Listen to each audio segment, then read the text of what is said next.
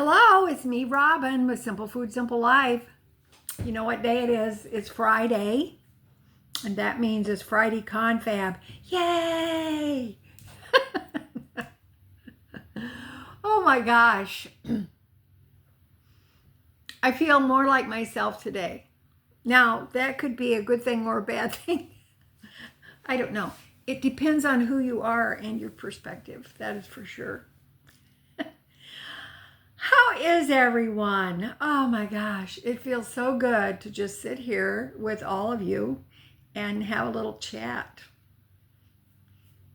I'm just so happy to be able to do that. It feels really, really nice. It is Friday, of course, but it's a beautiful day. The sun is shining. It's cool out. It's chilly, but at least the sun is shining.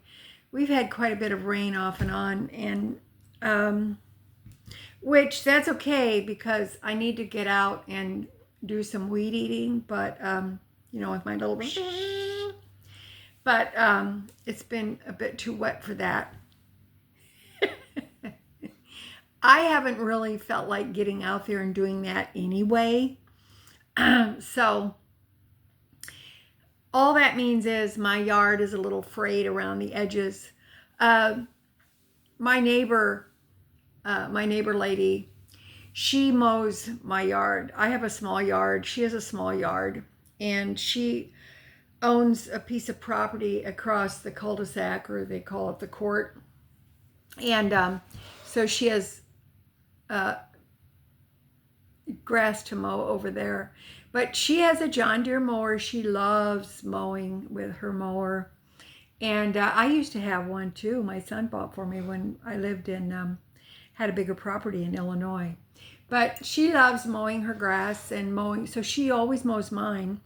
She mowed it for the gentleman who owned this house previous to me. He was actually the builder of this house. And which I'm the second owner. I think I mentioned that to you. It was built in 52. Anyway, it's a small yard.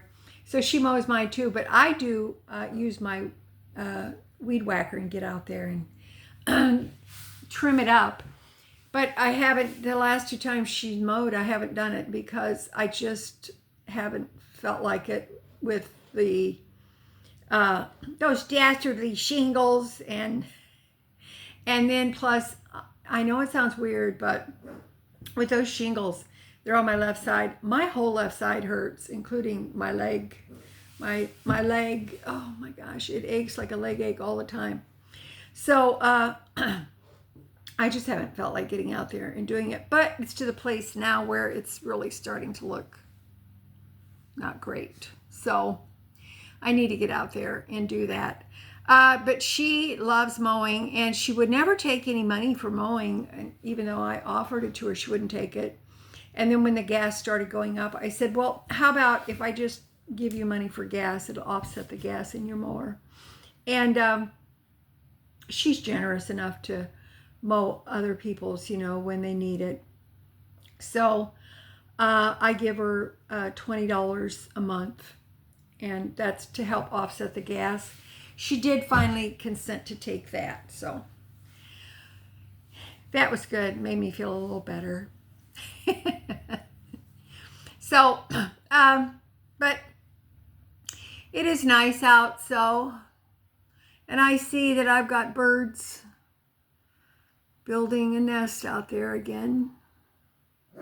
I actually just leave them alone. They're small birds. It's a small nest. And it gives my little mama kitty something to look at from the kitchen window. She sits up here and she looks, you know how kitty cats chitter, you know how they do? That's what she does when she looks at, when she sees the birds. It's entertainment for her. She doesn't go out that much, so it gives her something to look at. So I'm going to try my best to get out there and do that. Now, I did post that video the other day on making the bean salad from, you know, that recipe from the 50s and 60s. And I want to thank you for that, because that was actually received pretty well. Some of you were very familiar with it. Some of you had never heard of it. But I have to tell you, I have been enjoying the heck out of that. I hadn't made it for a long time, but I've just been enjoying the heck out of that, just to have a little dish on the side with whatever I'm eating, and it just tastes really good. So thank you for your comments on that video. I really, really appreciate it. And you guys also had some really good ideas. I'm going to do my best to,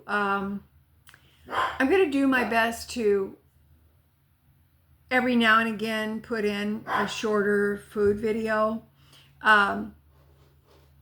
Just something impromptu, because I feel like that it might help somebody. And I do know different ways to stretch your food and stretch that food budget. So I feel like it might be helpful to some of you, and maybe you could share it with people and it might be helpful to them too.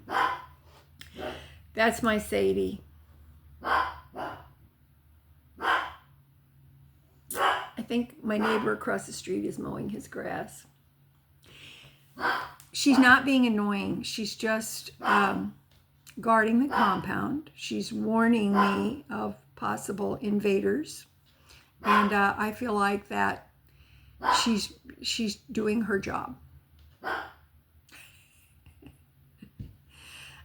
Is it annoying? Sometimes it is, but she's just doing her job. And so that's her job. It's her work. So I'm going to make sure that she gets to do that.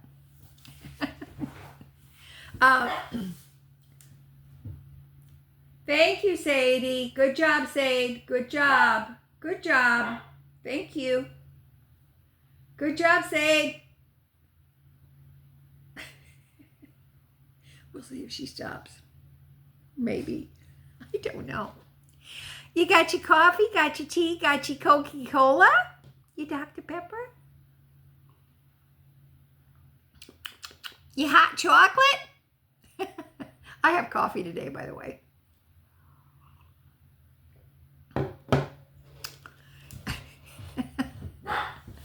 It's pretty tasty. I've kind of been busy this morning. So I feel like I need to sit down and have my cup of coffee and chat with all of you. Good job, Sadie. You did such a great job. Hey, did you guys check my post? I did a post the other day on the channel. They used to call it community, but now it's just called post. I did it on the channel, and I learned, I didn't know my phone has this capability. I learned how to make a GIF or GIF. I don't know how do you pronounce it? Is it like GIF? It's GIF. Anyway, I learned how to make one out of a snippet of a video.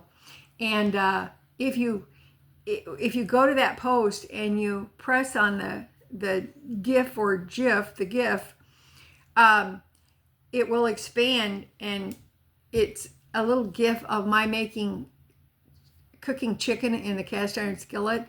However, if you click on it, you'll see Sadie. She's off to the side waiting for her chicken. She's very cute. So, and she got groomed. So you can, if you click on that, it gets bigger and you can actually see her, which is awesome. I didn't even know I was able to do that. And I tried it and it was like, woohoo! I'm so technical and stuff. I could work in IT. No, I couldn't. My older son is in IT. He's also a coach. He coaches basketball, girls basketball, and he coaches track. That's he's loved basketball since he was 4 years old.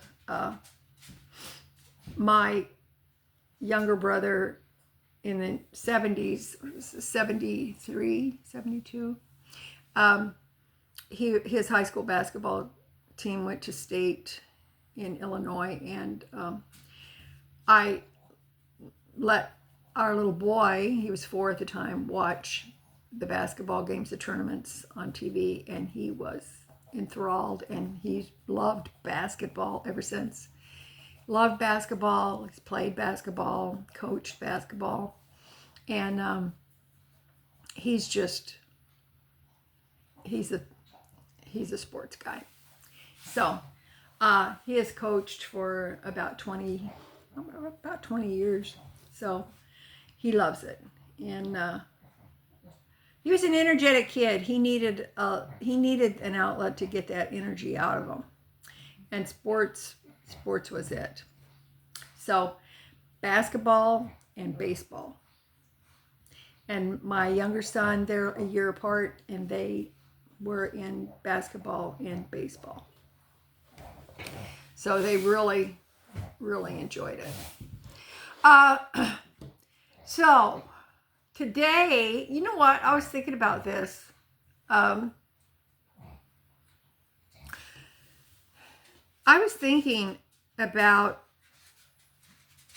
the food I grew up on.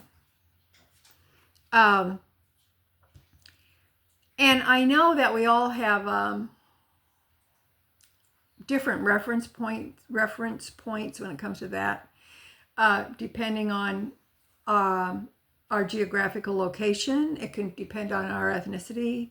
It can depend on our heritage, what was handed down to us from our ancestors, and what the food that we grew up on, or the food that, and also it depends a good deal on economics. Where were we on the economic scale as far as food that was available to us? And of course, being a, baby boomer, I know boomers have got I think we get a bad rap, frankly, but okay. So,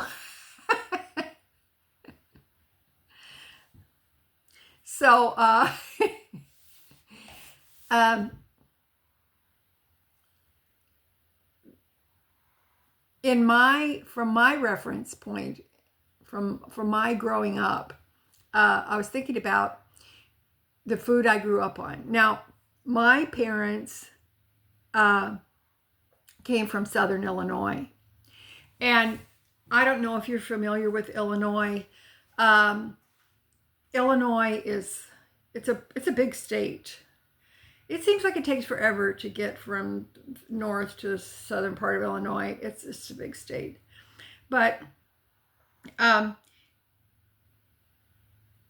geographically, in the state of Illinois, you have northern Illinois, which is up by Chicago, and up by northern Indiana, which that's a whole different ball of wax up there. And then you've got the central part of Illinois, and of course Springfield, the capital of Illinois, is in the middle there. And you've got that, which is lots of farmland, and it's more like the plains area. And then you have southern Illinois, which is down there by, Kentucky. There's southern Indiana, and down there, that Missouri area. And that's different. That's a different thing. And then, of course, in the western part of Illinois, you've got the Mississippi River between Illinois and Iowa, and you have a lot of bluff areas and higher areas as you get up closer to Wisconsin. So Illinois it's a varied state, but it's also varied when it comes to cuisine or food, and also ethnicities. It's a quite a conglomeration of food and people. So my parents, being from Southern Illinois, they a lot of the food that I grew up on had that kind of that southern Southern flavor to it. So I grew up on, and then also Southern Illinois, they kind of have Southern accents down there. Okay. So my parents were from Southern Illinois.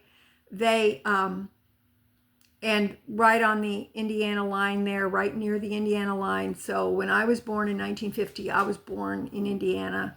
They zipped across the Ambra River, and there I was born in Indiana. And then, so that was the near hospital then. So I have a lot of relatives who still live down in that area, and they have Southern accents. They just do. So anyway, I grew up on, and having spent my early years, very early, I don't really remember living in that area, because when I was 2, we moved to Texas. So my dad worked in the oil fields at that time. So we moved to Texas, and when I was just a baby. But I grew up on grits, beans and ham hocks, cornbread. I grew up on salt pork. I grew up on, I had Rocky Mountain oysters. Had a lot of stews and vegetable soups, and also fried food. Lots and lots of fried food. Anything that my mom could cook in bacon grease, she did. That used to be kind of a joke. Put it in the bacon grease. My mom fried chicken in bacon grease. We had lots of fried food, fried chicken, fried pork chops when we had that. Eggs were cooked in bacon fat. We had oatmeal, some cream of wheat, mostly oatmeal. We would have a boiled dinner. We had what was known as a traditional Sunday dinner, and that was when we had all the stops were pulled out, and we would have the meat and potatoes and a roast, and and a dessert, an actual dessert. We had chicken and noodles, homemade chicken and noodles. There was homemade bread. Now, we had these foods that were actually pretty cheap. I don't remember eating a lot of rice except rice pudding. We did have rice pudding. I don't remember having actual rice dishes other than rice pudding. Rice pudding, bread pudding, cobblers from canned peaches. We had, if we had cake, and Mom might use a box cake mix, but Mom, because she wasn't really all about making homemade cakes, but we would just have like a drizzle of glaze on there. We didn't have a lot of frosting unless it was maybe a birthday cake. Remember the days when people actually made birthday cakes? They didn't go to the bakery to get a cake. When your kid had a birthday, you made the birthday cake. We had like that. And lots of fried potatoes. Some hot dogs or franks, fried potatoes, sauerkraut, liver and onions. We had those kinds of things. And of course, growing up in that era and being a kid of the 50s, we were not given the privilege of saying, okay, I don't like that. If my mom cooked it, we ate it. There was 6 kids in my family, and there was quite a bit of space between us children as far as years were concerned. But there was us 4 older ones. There was the 2 younger kids.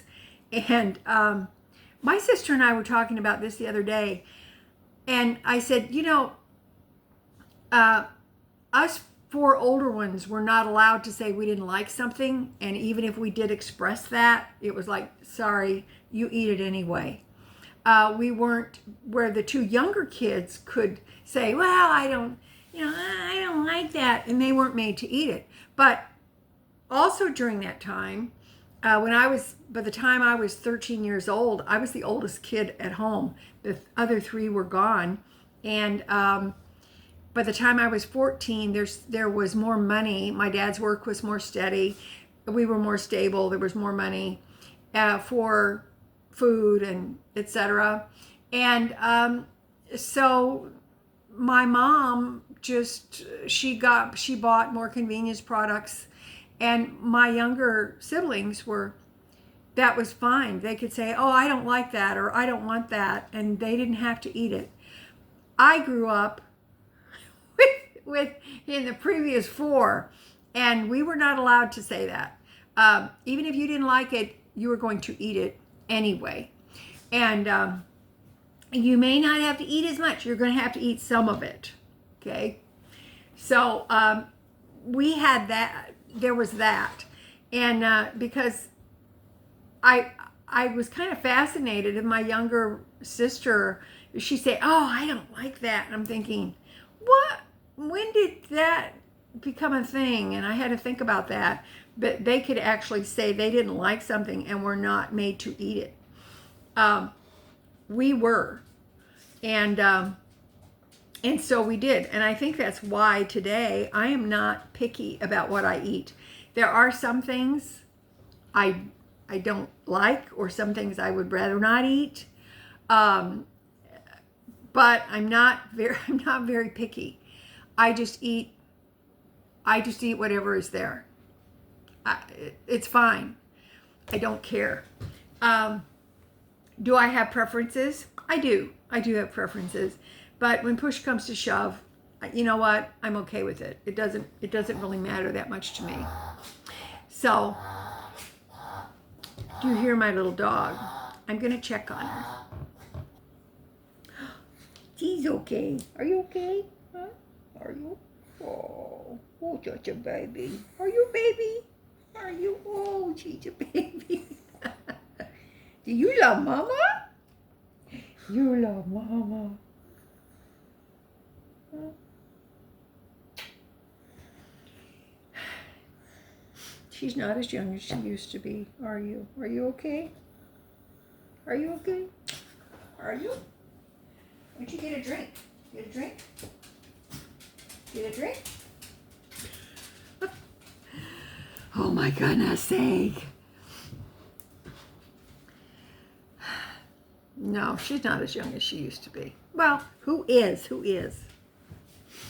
But anyway, I think that is one reason why I'm just not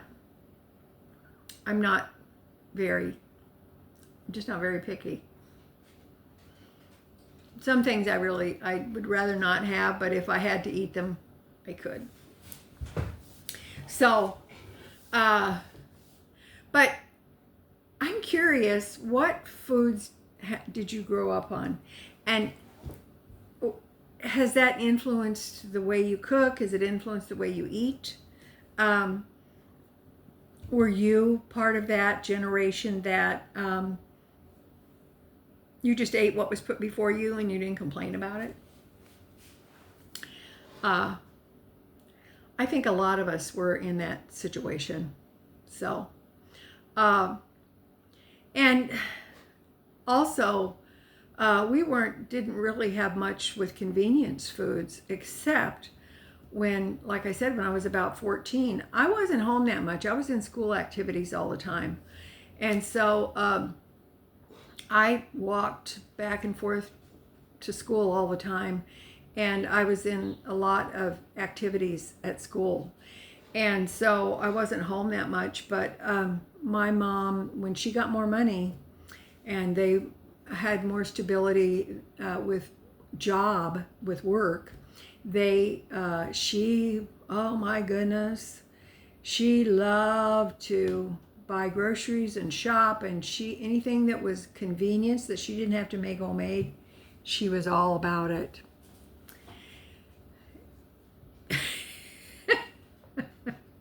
She was all about that. And part of me really just doesn't blame her, because I mean, sometimes you just need the help of a convenience product. And she spent so many years cooking from scratch, just about everything, that I don't blame her. That was okay. I don't blame her one bit. But the funny thing is this is just an example. She didn't make homemade bread anymore. She bought frozen bread dough, the Rhodes frozen bread dough, and she would say, she would pass it off as her own homemade. And we knew, some of us knew, but we didn't say anything. It became like a joke. We started calling it Rhodes frozen homemade bread dough. And then if I said anything, Mom, you know, you really didn't, it's really not homemade, she'd say, I made it at home. I cooked it at home.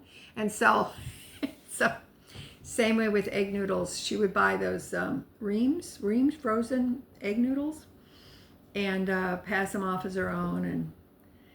And she'd say, well, I made them at home. And okay. But the least she could do, the better. And then when they got a microwave, oh my goodness. The microwave.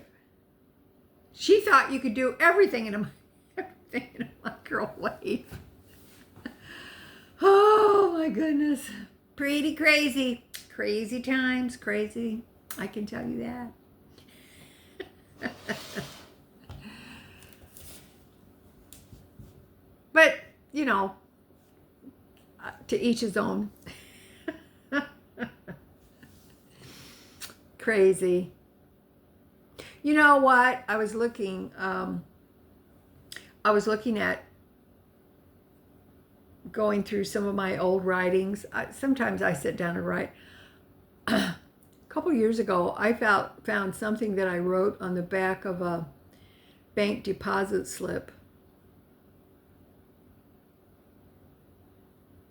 It's like, oh, it was some thoughts that had come to me.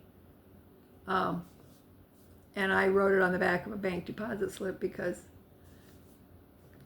and stuck it in my purse. And then I kept it. I guess I was thinking that I would maybe put it in a notebook or something, and I never did. So I tend to do that sometimes.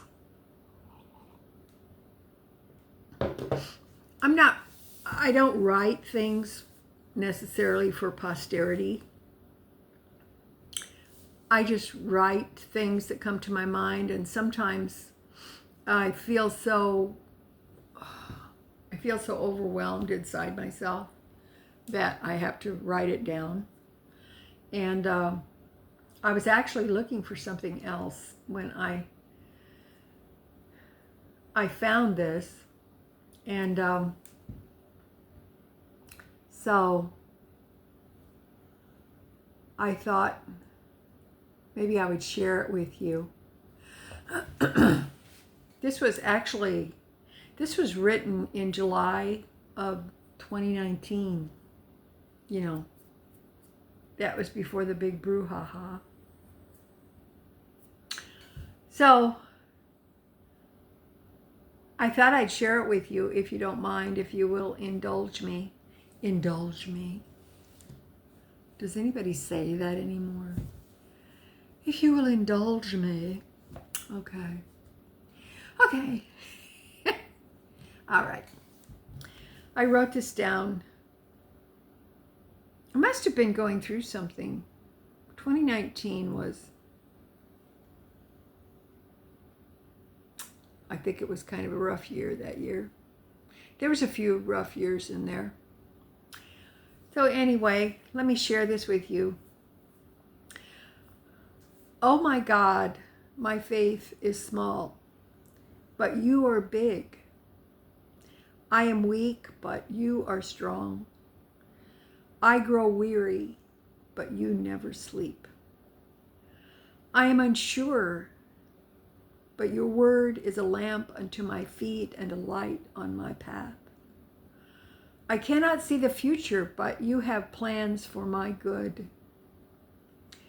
I am fearful, but you said, fear not, for I am with you always, even to the end of the world.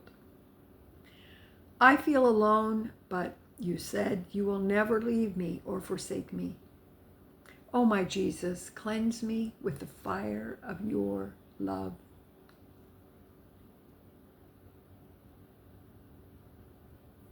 Amen. I read that and I felt it once again.